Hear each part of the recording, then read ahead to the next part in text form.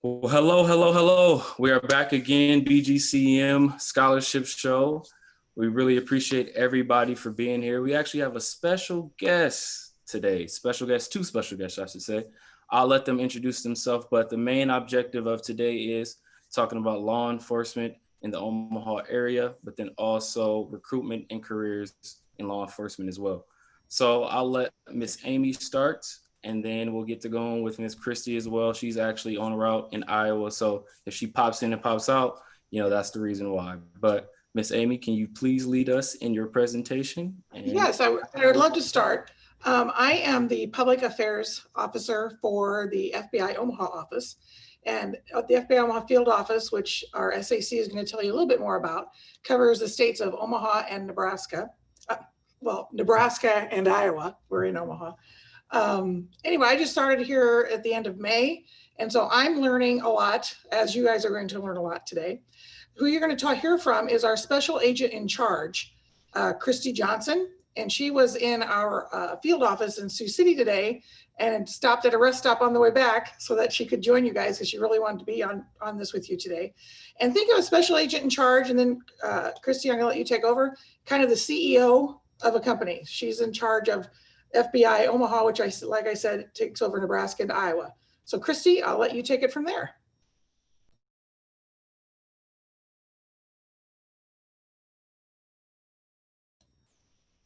Yeah, we can't hear you yet.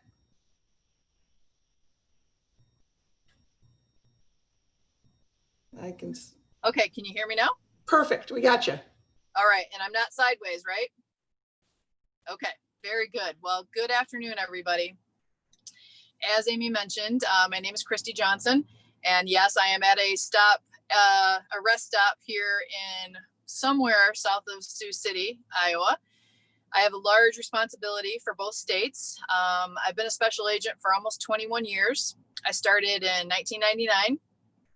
My first office was Chicago, and I'm originally from the south side of Detroit. So about 20 miles south of Detroit is where I grew up, and went to Michigan State for my undergrad. And then I actually got my law degree at the University of Detroit. So kind of an interesting, background as far as my education goes. I'm happy to talk more about that if you have any questions. I know we're going to leave a lot of time for questions. So decided early on during my undergrad that I wanted to be an FBI agent. I had some family members who were connected to some FBI agents, and that was where I sort of was introduced to the idea. So maybe today you might be introduced to the idea through this conversation.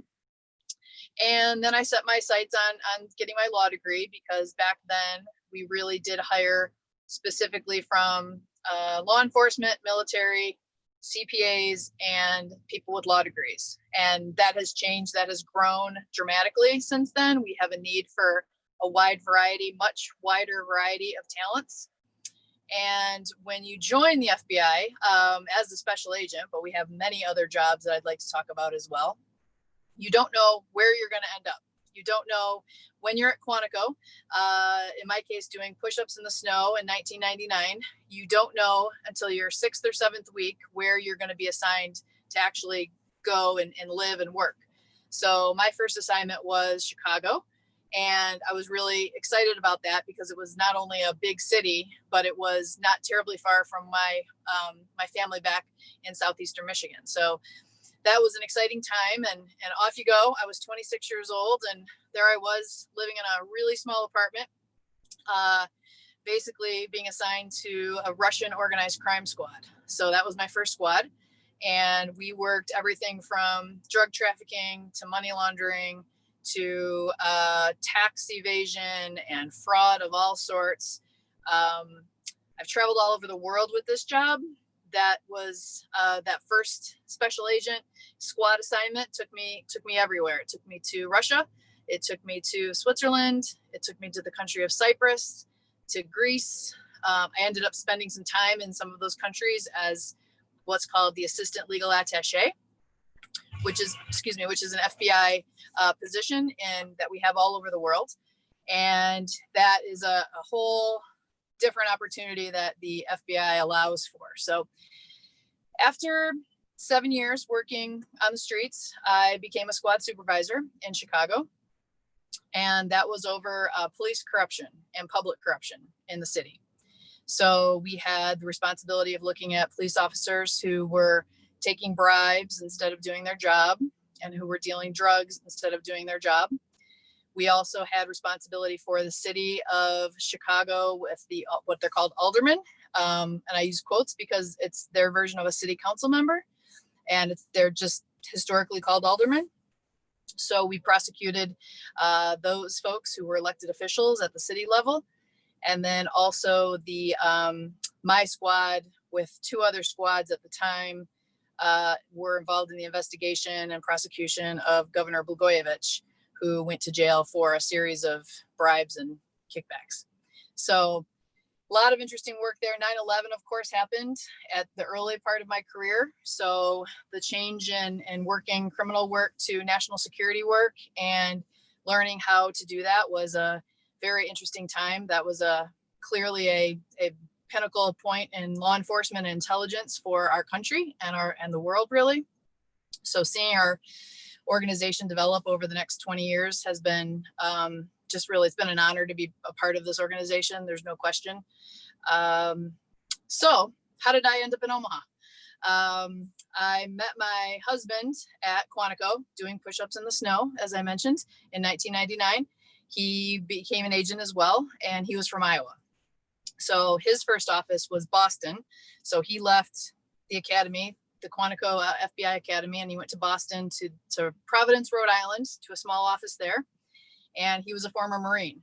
So he came in under the military piece, and our goal was to try to get back this way if we could. So in 2010, we moved to Omaha, and I actually became the lawyer for the office, where I did all sorts of things: legal training, reviewing search warrants, providing feedback and guidance to agents from a legal standpoint, civil litigation. We occasionally get sued. I've been sued.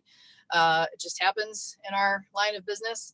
And long story short, a career in the FBI involves lots of different moves and things that you have to do. So I've gone to headquarters twice. I've worked there in Washington, D.C. on 2 occasions. One was our policy office, which might sound a far cry from Russian organized crime in Chicago, looking at policy and reviewing it and, deciding how things should be worded for our guidance to our employees. But I really enjoyed that.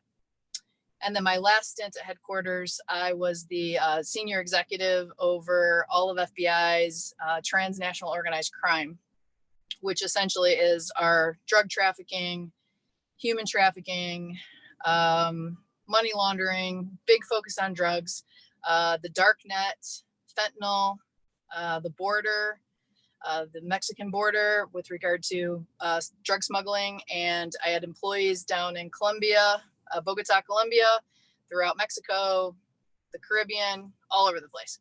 So you put all those experiences together in the FBI and you are qualified to become a special agent in charge, which is what I was able to do to come back to Omaha for a 3rd time, to be the special agent in charge for both states.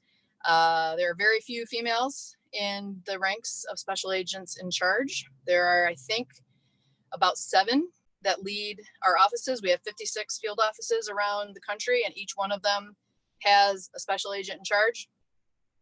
And the numbers are quite low in the female ranks. It is law enforcement, and there are fewer females in law enforcement in general. And so when you put it on that national scale, it becomes similar. So I want to talk about a few jobs that the FBI has. So every day, my job now is like I did today. I went up and met with the chief of the Sioux City Police Department. Then I met with my employees. We have 8 offices around the 2 states where our employees sit and work. So I check in with them occasionally with my mask on, of course, and make sure that we're being safe under COVID times. And so my job now is really making sure our relationships are in place, making sure that our investigations are moving forward, and that my employees are well taken care of and have what they need. But the employees range, we have a big range. We've got the special agents, which are what mostly come to mind when you think of the FBI. We have intelligence analysts, which are folks that are incredibly important to ensure that we have AJ, do we want to take questions as we come, or do we want to wait till the end? We can take questions as we come if you like. Sure. Okay. So I think a quick one was on the scroll there. If you can read it back to me. So it says, how many minorities are leaders of a headquarters? Not as many as I would like, or that any of us would like. That's why I'm charging each of you to consider a job in the FBI. I do that every day, regardless of the group of folks that I'm talking to. If there are, I actually can't see any of you. So if there are any minorities and representatives of minority groups on the call, I would love to have you talk to our applicant coordinator and get more detail about anybody on the call. I would love to have you talk to our applicant coordinator, but we need more diverse ranks. There's no question. Beyond the female minority, I would say, I'm sure we could get you the statistics for the leaders, but I can count on like one hand the amount of Black executives in the FBI that I'm aware of at headquarters. So, so that's the leadership ranks.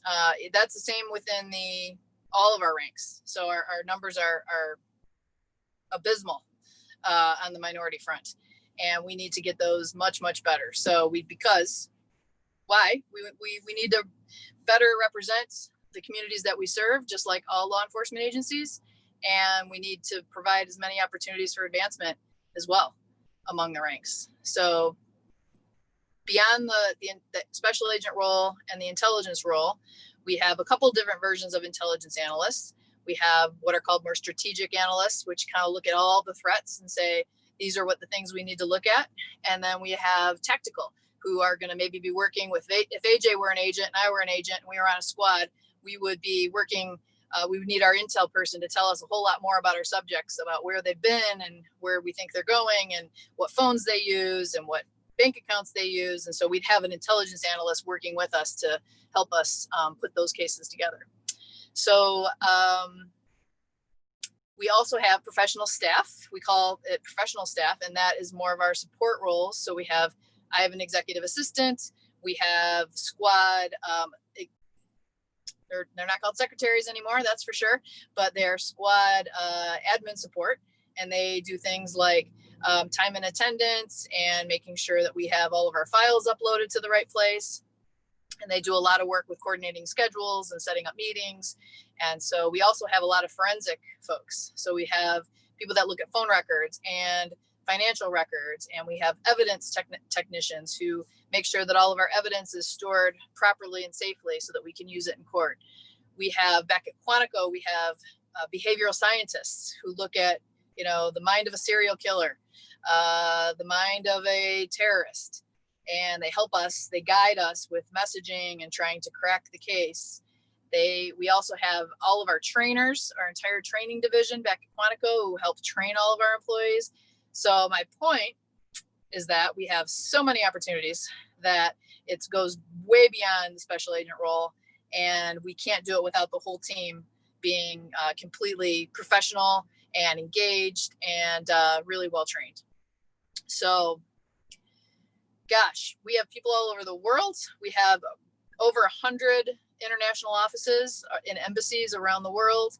We investigate with our local partners in those countries. We also have offices, of course, all over the United States, and we have partnerships with federal agencies and local agencies and task forces and a whole myriad of things that are laid out that we can try to work these cases a lot better.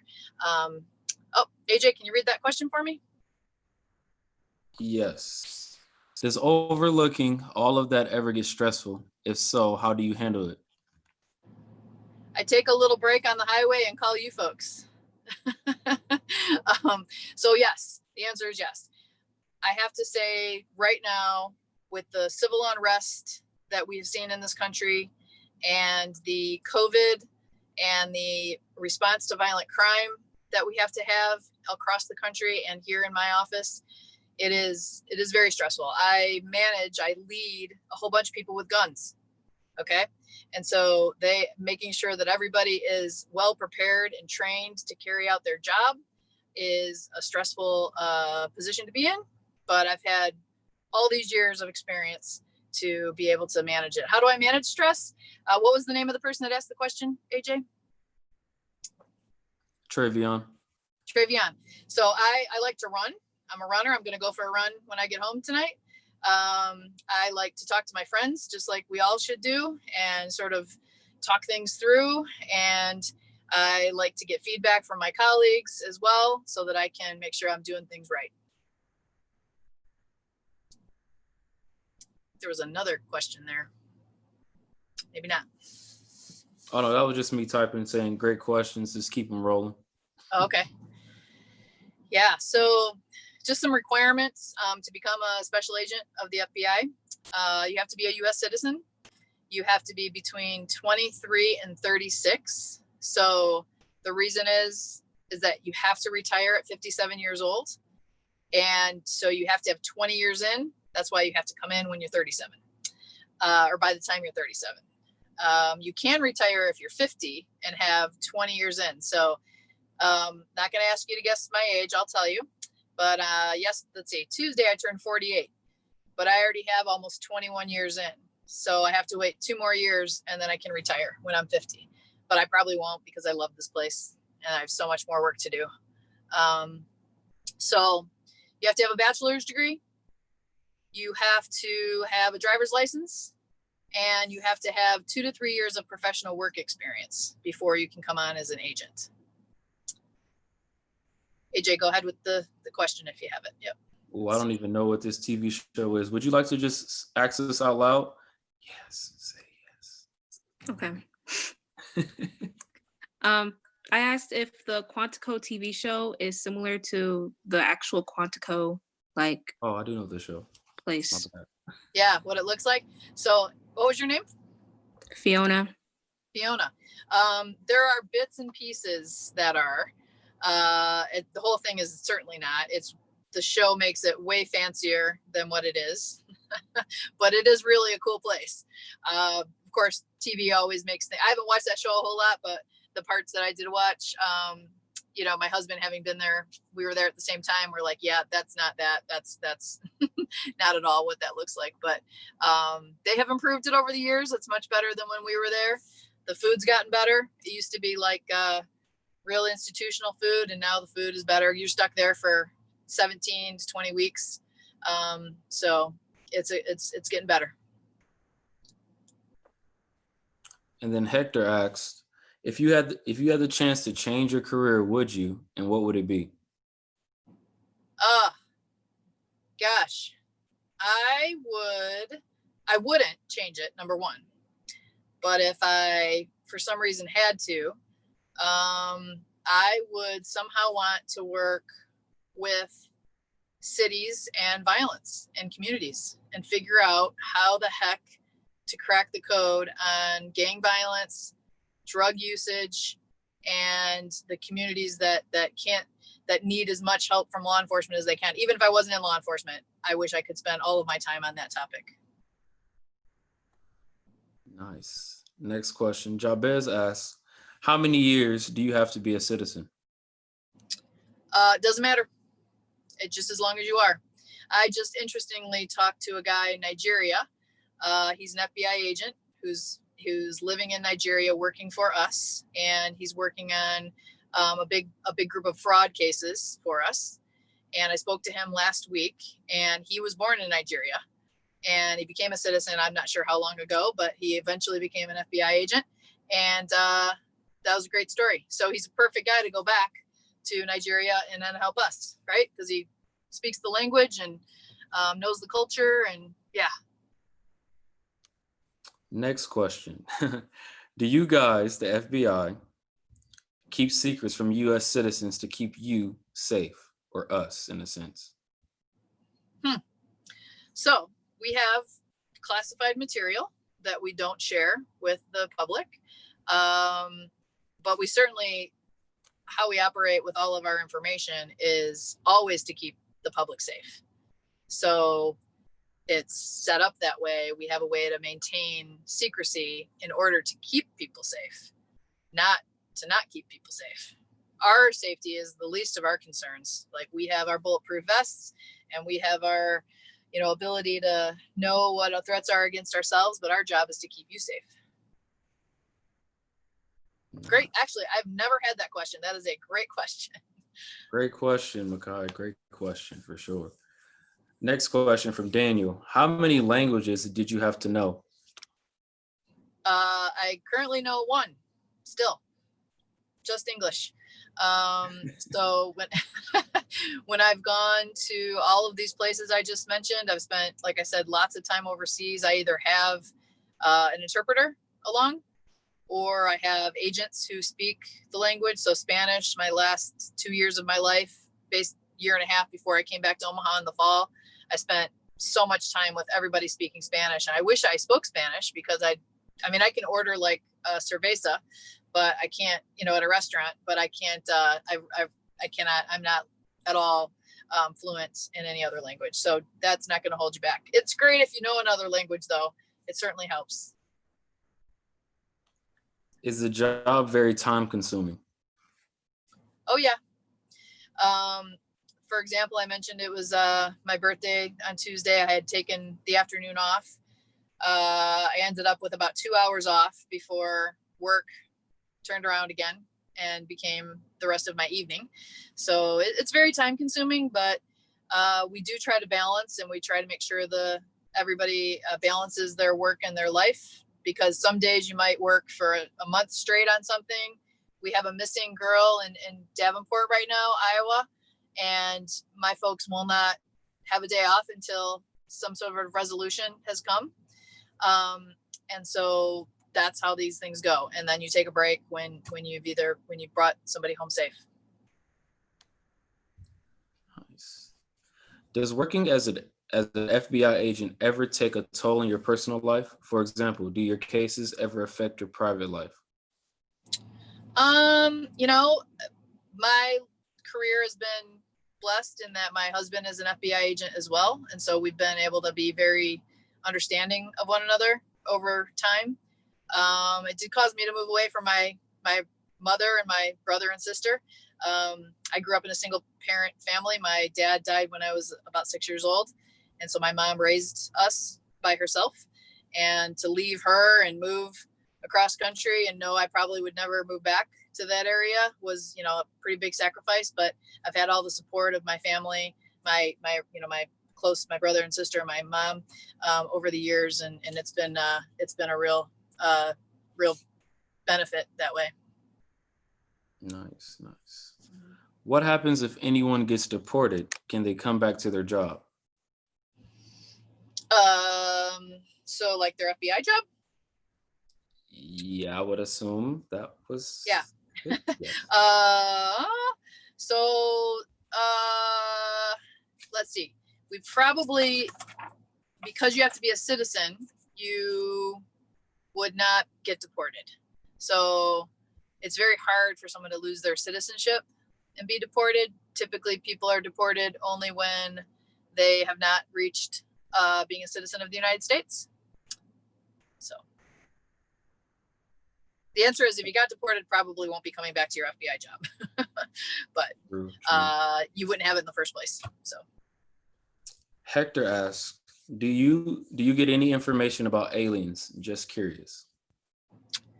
Like the ones on the spaceships, or illegal aliens from other countries? I'm trying to see where Hector's face is at. I don't know where he is. I can't see him. Spaceship. Spaceship. Sorry, that was a great question. I personally have never had information about a spaceship. I get a lot of calls about drones, but not spaceships. Nice. All right, another question. You mentioned that you travel a bit. Are there any states, maybe countries, that you've never been to? Oh yeah.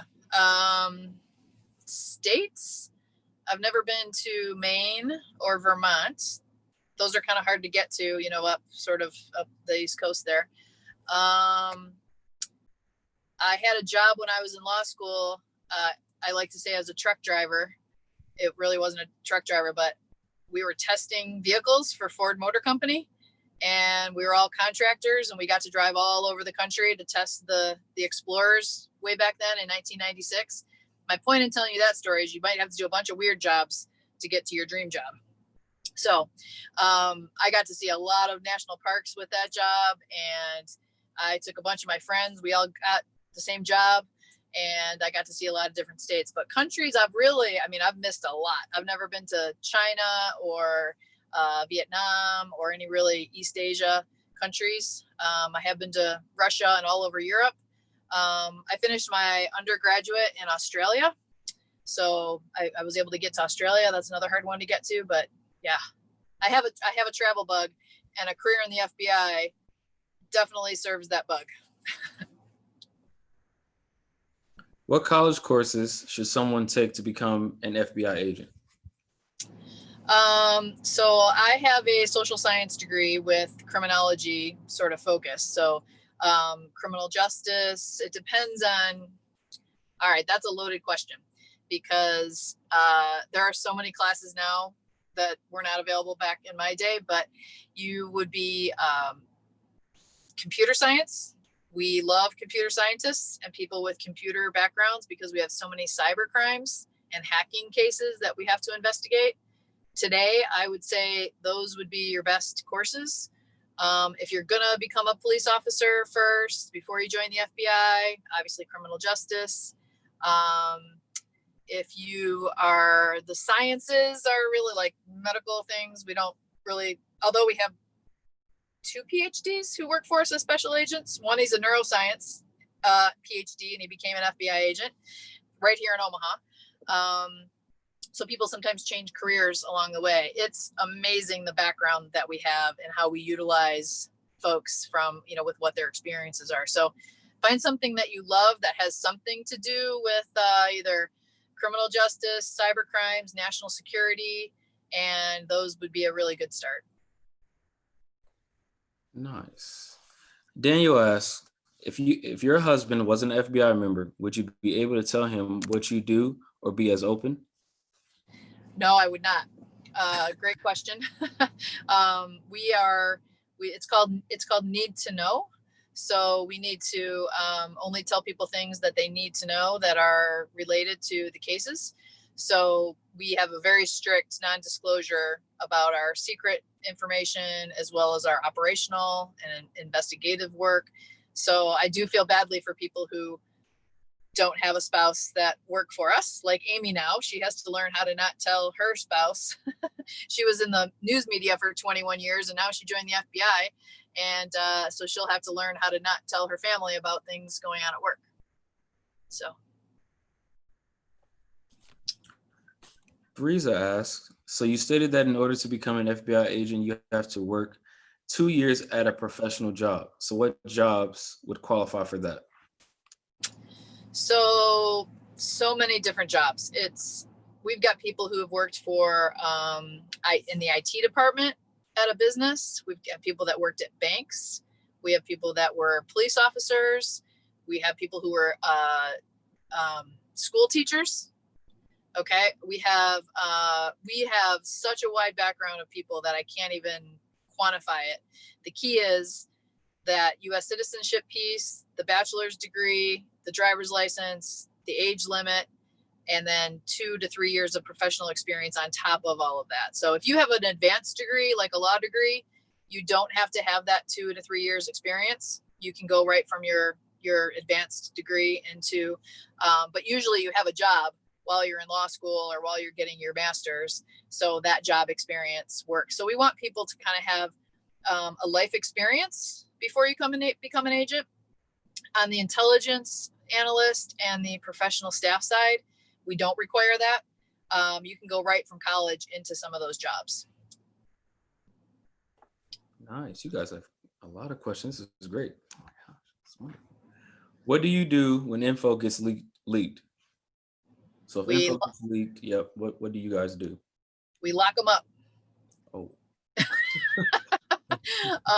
Yeah, we can't have that. We actually can prosecute people when they've leaked information. So we have to keep it tight or else we can't do our job. And a former boss of mine in Chicago was just arrested 2 weeks ago for keeping information that he took home from the office to his house. He did a bunch of other bad things too. But point there is that our entire workforce is not perfect. We have bad eggs mixed in there, like every profession. But yeah, we take that very seriously. We cannot have that happening.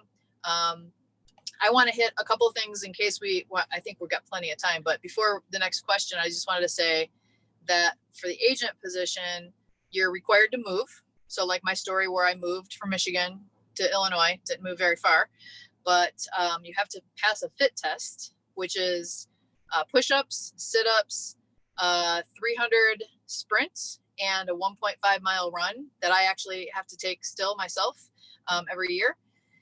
And you're required to carry a weapon, of course. But the starting salary, this might catch your interest, is $76,000 a year, which is a pretty darn good salary, I think. So go ahead. Next question. All right. Next question is, do you guys get special training to not tell others secrets, or do you have to learn it yourself? We get special training. So we get training about, how to maintain, how to handle secret information, as well as how to not share just by talking to people. We also get insider threat training where some of our people, I don't know if everybody's ever heard of the movie Breach, but I can give you all kinds of movies to watch. But the movie Breach is about Robert Hansen, and he was an FBI agent back in the 80s, and he became basically a spy for the Russian government. And he sold a whole lot of FBI information to Russia during the Cold War, which was a terrible time to be, well, it's never a good time to sell secrets to the enemy at the time, but that happened. And the very interesting movie about what he did. So he basically took FBI information and he sold it to the Russian government, and people were killed over that leak of information. And he's in jail for the rest of his life in a federal facility.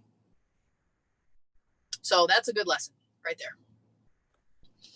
Nice. Will military help to become an FBI agent? Yes, absolutely. So you still need your bachelor's degree on top of your, so my husband's a good example. He has a 4-year degree from Iowa State, and then he joined the Marines, spent 6 years in the Marines as an officer, and then he joined the FBI. Nice. Are there more corrupt cops than corrupt agents, or vice versa? Ooh. I can't say statistically. I don't want to answer that question because I don't know if you put the numbers together. But the FBI is in charge of investigating corruption within police departments, as well as again, like I mentioned, city council and other elected officials. That's one of our highest priorities because we can't have a good democracy if we've got people on the take.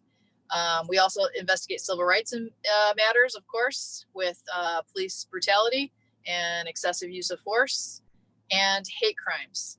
So that's a priority for us, of course. Right now, it always has been, but clearly these days we're seeing a lot of, we're opening cases on hate crimes that are disturbing. What's your craziest? If we have a corrupt person amongst us, they're going to be fully investigated, removed, and sent to jail as well. Nice. What's your craziest experience you've had on the job? Woo, craziest experience. There's a lot of them. I would say the closest that I've come to actually discharging my weapon was a guy we were looking for in Chicago, and we went to the house. He was from Lithuania, because I was working all that Eurasian and Russian organized crime stuff. We went to the house, knocked on the door, asked for him. They said he wasn't there. We asked if we could look around, and they said we could. So we cleared the house and we went down into the basement, and between the washer and the dryer was a pile of laundry with what looked like, a head, like a person sitting there with, you know, a pile of laundry over them.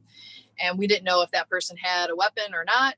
So we had to approach, and my partner, I drew my weapon. My partner pulled the laundry away, and sure enough, there was our guy from Lithuania. And luckily he was not armed, but had he been, we would have been in a whole different situation, because he was hiding, and he was trying to hide from us. So that was a kind of a situation there. Luckily, that was probably just the closest that I personally have come to a situation that was extremely dangerous. Other crazy ones, I would say I was in Greece, and I was working with a prosecutor there. So a Greek prosecutor in Athens, and we were trying to prosecute a guy that fled to Greece after killing somebody in Illinois. And I got to know her. And this is a little lesson for everybody about just building good relationships and connecting with people. And it turns out that she had been an exchange student in the 1960s in Iowa. And so I called my mother-in-law, and I asked her to go to the high school where she had been an exchange student and get a t-shirt from the high school and send it over to me in Greece so I could give it to my new colleague. And she did. So she sent me this t-shirt and a water bottle, and she made me some cookies too and sent them to me. And I was able to give that gift, very small gift, to my colleague, and built a neat relationship there. But you just never know where people have been, or where the chances of me meeting somebody in Athens that, you know, went to high school on an exchange program in Iowa is probably pretty small. So. Have you received threats because of your career? I've not received threats. I do get some interesting people trying to reach out, but nothing that is actually a threat. Longest case you guys had to solve, if you're able to share. The longest case? The longest case. There are some cases that never get solved. So there be cases, we are extremely good at what we do. But there are some that just we can never put the pieces together. So those would be forever, right? But we have such good forensics and phone record analysis, and people who tell us things because we interview really well. We end up cracking the cases, but there are some that go unsolved.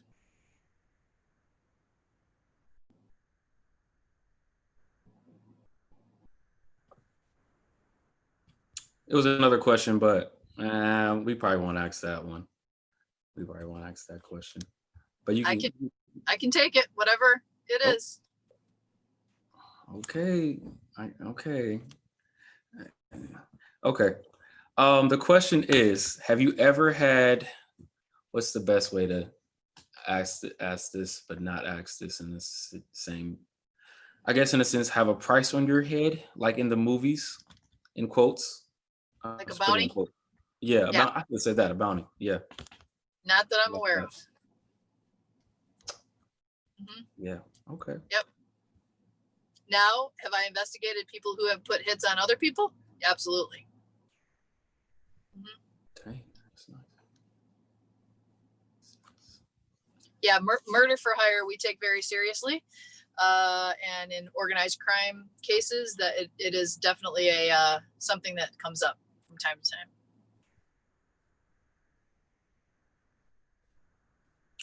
Well, I have a question. What are some, I guess, what's your top three advice that you would give someone that would be interested in being an FBI agent?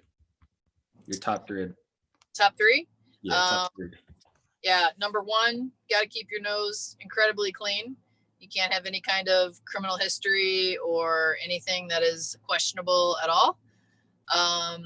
Number two, just work super hard and be a good community member. When we interview people, we interview everybody around them, and we ask them, what kind of person is this? So AJ, if it were you, we would reach out to your neighbors and your roommates and your cousins and your employers and everybody around you. And we say, tell us about AJ. How's he with money? How's he with the community? How does he, is he a good employee? Is he reliable? We look for like a suitability so that we know the person's going to be a good fit for us. So when you think about how you interact with all those people, you want it to be all the right answers, right? That you're reliable and that you take care of your finances and you don't have debt that you haven't paid. You can have debt, but that you've been irresponsible with, and that you are just an upstanding citizen. Our backgrounds are very extensive when you apply. I would say, really focus on your studies and do a great job there, and do a great job in any work that you have, any employer that you have. Just be that person that is the go-to person and is reliable. When I hire people, I look at fit and competence. So I want to make sure that they're competent. They know what they're doing, right? They know they have a skill that I like, but they're also somebody I want around. That's a person that is a good team player and can be effective there. So I would say just being successful and getting a degree, you absolutely have to have one of those to be an agent. And that your work experience, that you're a good employee. Yep. Nice. Have you met any FBI agents that lack common sense? We try to identify those and help them out. But yeah, I mean, we're human. There's very few, and every now and then somebody might not apply common sense, but in general, they have common sense. So. Nice. If a case goes cold, how long would it take for the case to be reopened and reinvestigated? So, and this would apply to like local law enforcement too, but if new evidence comes out, right? So if new information or somebody comes forward and says, hey, because we exhaust all of our investigative tools on a case. And if we've done that and we still haven't solved it, then we have to continue to try to talk to people and see if they'll come forward, give us more information. New DNA can come out available over the years. DNA is a huge benefit to us. So it would be the case of whether new evidence has come forward that we can go on, because it's all about the evidence to prove the case. Nice. How long does we had another question. How long does it take for you to consider a case unsolvable or to be unsolved? It's really a balance. There's no deadline on that. We do have to just make sure that we've tried everything. So we have supervisors who are looking at cases every day, and they want to make sure that they've done everything that's logical to try to bring a case or bring some charges on a subject. So there's really no timeline. Obviously, the ones that are violent in nature, where there's been a loss of life, and we want to be able to have justice for the victims, then we're gonna really go above and beyond in those cases as well. Nice. How long are your shifts? 24 hours. We agents are expected to work 10 hours a day and be available 24 hours a day. So you get an additional pay each paycheck for that availability to like always be available. So, but it's technically at 8 hours a day plus another 2, because you're basically going to be working beyond your 8 hours on most days. But professional staff and intelligence analysts, those are 8-hour shifts. Nice. What is the best part about your job? I would say as an FBI agent over my lifetime, or over my career, it's been helping victims and bringing closure where we can. Now, the best part is being a leader and being able to lead all of these people and give them as much opportunity as they can to succeed, and give them the tools to do the best every day. So I really love that. Are you allowed to have social media? I am, but I do not. It doesn't work for me. And everybody who does needs to be very careful with it. Just to make sure that you're not accidentally talking about a case or bringing unnecessary attention to yourself. And so, yeah, everybody should be careful on social media. This is my plug for that. Everybody should be very, just careful about saying if you're out of town, so that nobody is going to target your house. Talking about any, maybe money that you've come into or things that where people online might target you and try to get money out of you. We have so many people lose money, millions and millions of dollars across Iowa and Nebraska every year because they were duped online. So just don't be vulnerable online. I'm going to jump in real quick just to follow that up. But we have the FBI Omaha does have a Twitter feed. So this is my plug for our Twitter feed because I'm the one that writes all these very clever tweets. So if you guys want to follow us on Twitter, you can. We can't have a Facebook. The National FBI has a Facebook post or account that you can follow, but you can follow us on Twitter. And now I'll shut up. Oh, no, that's perfect. So the FBI does social media and we do tweet things all the time that are press worthy, things that we want the public to know about that we're doing, or thanking people and things like that. So yeah, Amy does a great job with the Twitter, the tweets. And then FBI.gov is a great place to go for a ton of information about the FBI, from hiring to the different crimes that we investigate, to where we're located, how to contact us. There's a ton of information there that you could spend like days digging through.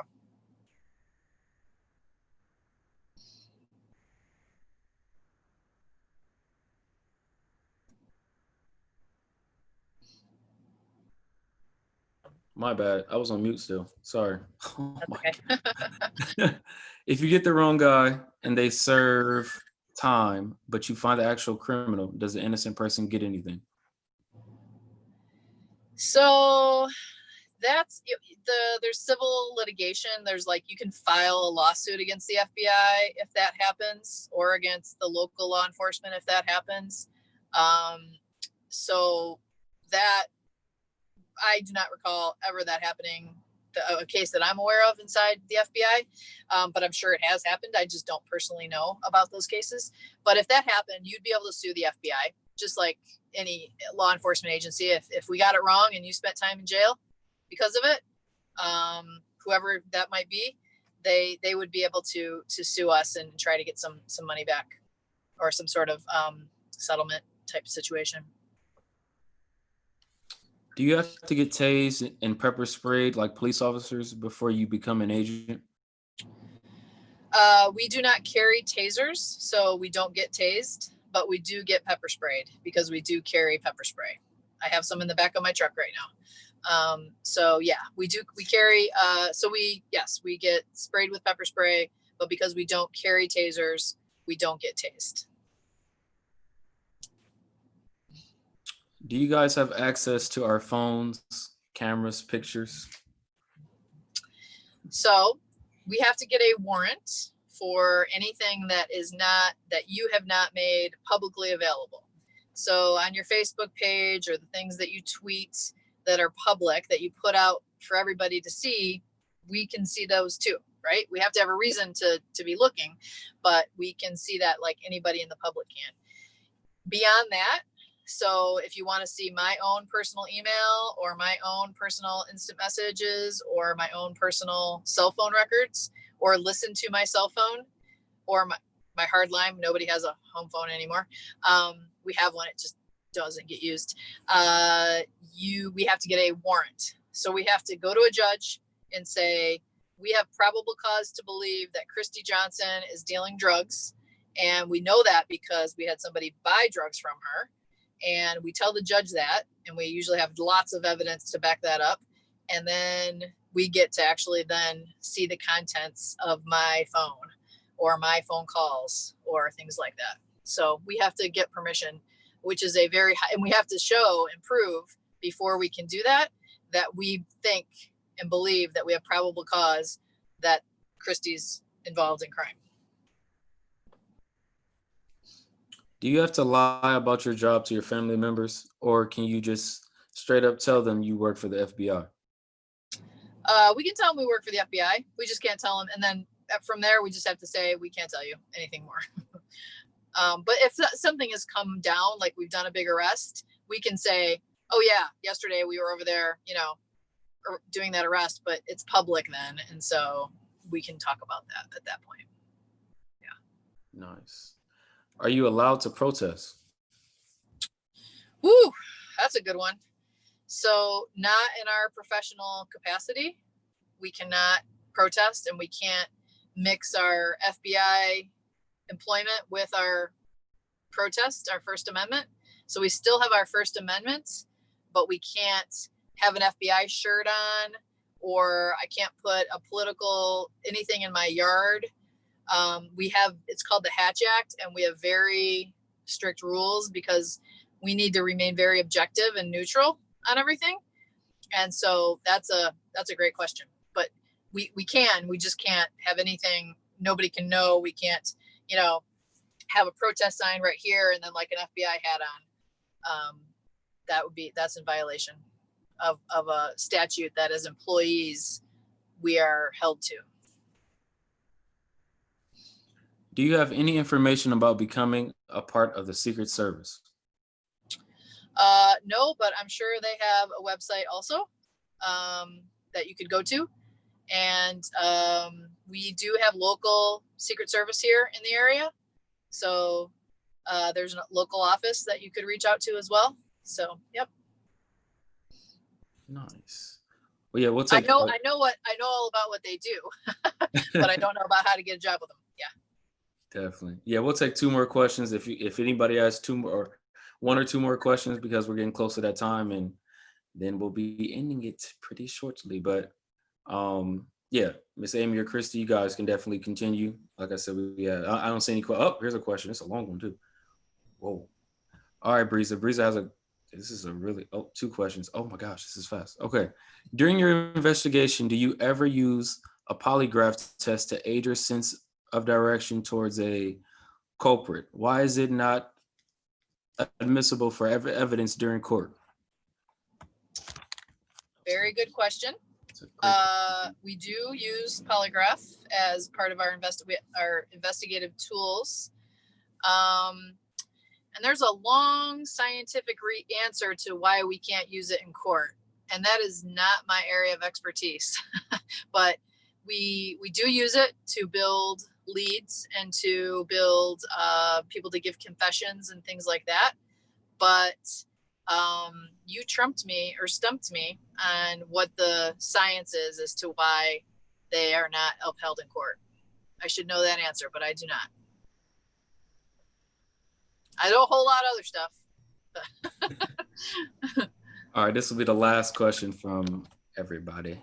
Have you had to sacrifice friendships to work for the FBI? Any friends that have felt differently towards you since you started? That's a really good question. No, I have not. I would say that the friends and family that you end up with inside the FBI is amazing. I haven't lost a single friend from my childhood because of, they won't talk to me because I work for the FBI. And anybody else that might be thinking that way has never brought it to my attention. And before we go, Chrissy, it's Amy. Internships. We wanted to mention internships. Yes. Making her get her notes out because that was because we do have those. We offer those to teenagers and college kids too. Yeah, exactly. So what we can maybe do on that, I don't have the internship stuff with me. I have, we do have internships, I guess, is what I would like to say. They are for college students and they are summer-based programs. I would love to have a diverse pool of interns. So if you have any interest in becoming an intern with the FBI, you reach out through AJ to Amy and she will put you in touch with our applicant coordinator. So basically you get to come into our office. You have to get a background check. You get paid in some instances, I think. Some are paid, some are not. And you get to basically be part of a squad and help with evidence and get to know about what we're doing.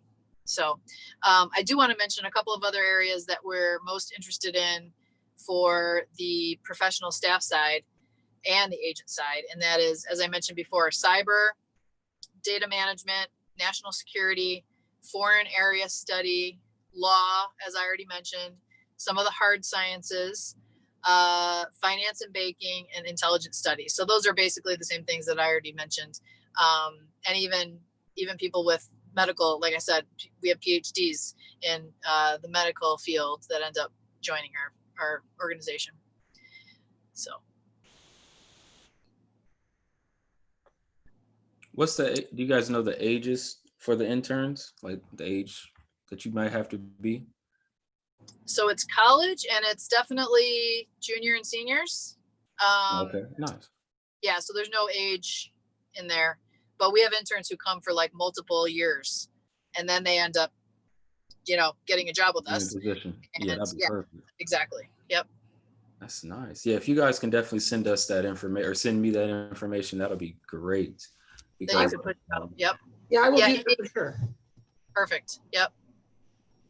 Yeah, definitely, because we definitely have some students or members for sure that would highly be interested. And if we don't now, we definitely have them later on too. So yes, yep. That would be great. No, that would be great.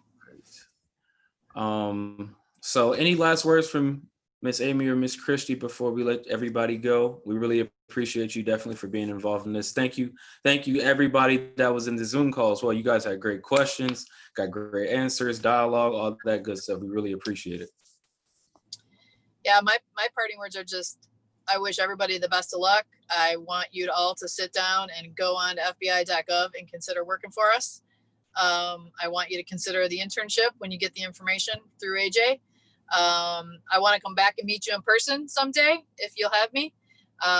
If there's a time when you're getting together, I'd love to meet you in person after COVID. I'm sorry it was on Zoom and in my my Tahoe here, but it was a pleasure to be with you today. I agree. Thanks for inviting us, and we would love to keep the connection going and to talk to as many people in your group as possible, and spread the word too to the older people that maybe now are in college and may be interested in those internships, etc. And have them talk to AJ or call me, and we'll give them the information they need. Yes, thank you. Well, like I said before, thank you all for being on this call. We really appreciate it.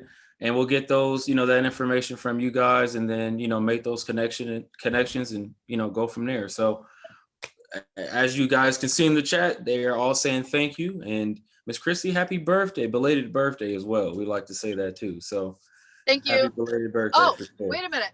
It's Amy's birthday today. It's Amy's birthday right now today. You didn't want to say anything. Yeah. I know. I was glad I could spend it with you guys. I'm serious. This is it's a wonderful way to spend my birthday.